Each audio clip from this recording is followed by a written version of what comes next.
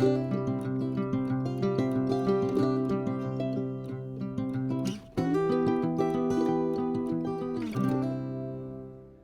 අපි හදාගන්න යන්නේ මැලේ අච්චාරුවක්.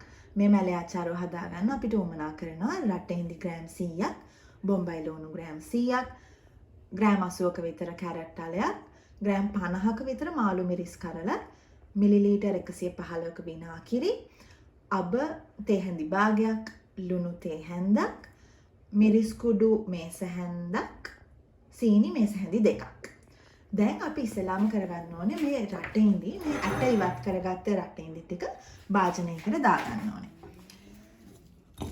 ඒකටම විනාගිරි ටික දාගෙන ඊට පස්සේ අපි මිරිස්, අබ, ලුණු, සීනි කියන හතරම මේකට දාගන්න.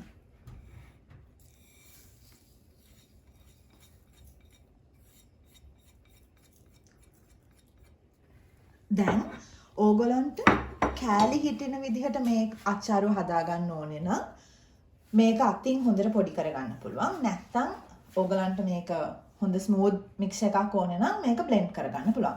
අද මම කරගන්න යන්නේ මේක හොඳින් අතින් පොඩි කරගන්න.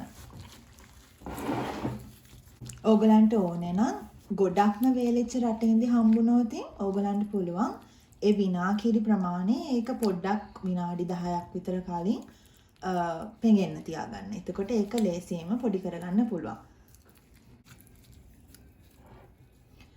දැන් අපි මේ රටෙන්දි මිශ්‍රණය රාස් පානකට දාලා පොඩ්ඩක් රත් කරගන්න ඕනේ.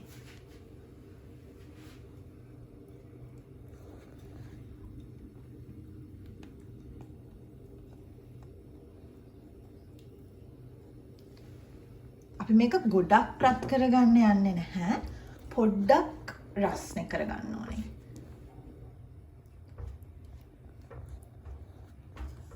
දැන් ඔයගලන්ට පේනද පොඩ දුමක් වගේ එනවා. ඒ වෙලාවේදී අපි කැරට් ටිකයි ලුණු ටිකයි මාළු මිරිස් ටිකයි මේකට දාගන්න ඕනේ.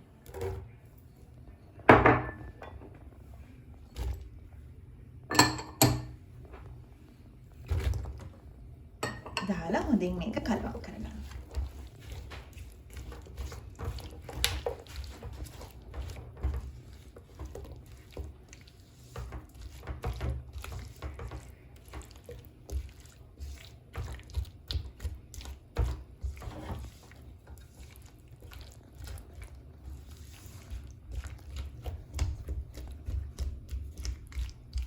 හරි දැන් ඔයගලන්ට පේනවා මේක පොඩ්ඩක් බබලු දාන. මේ වෙලාවේදී මේක ලිප නිවලා මේක ලිපෙන් අයින් කරගන්න. නැත්නම් මේ පොඩ්ඩක් හොඳින් කලවම් කරගන්න ඕනේ.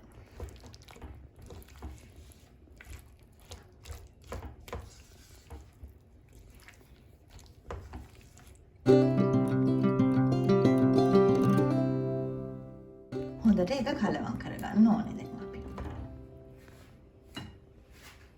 මෙන්න මෙහෙම තමයි අපි ලේසිම ලේසි රසම රස මැලේ අච්චාරුවක් හදාගන්නේ.